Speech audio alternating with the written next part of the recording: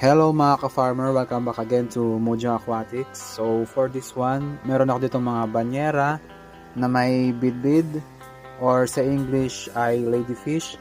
Mga balat, ulo at laman loob na lang sila ngayon guys kasi nakahid na to eh.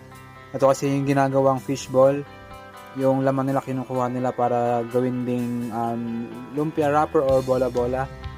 Ayan siya guys, para makatipid na lang ako, binibili ko na lang. Siguro mga isang banyera nasa 150 to guys. And maganda rin kasing Jacko ang bidbid. Kasi pag nanibag mo sa tubig, lumulubog agad.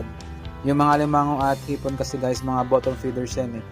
Kapag lumutang yung Jacko, hindi nila makakain. So kailangan lagi nakalubog yan.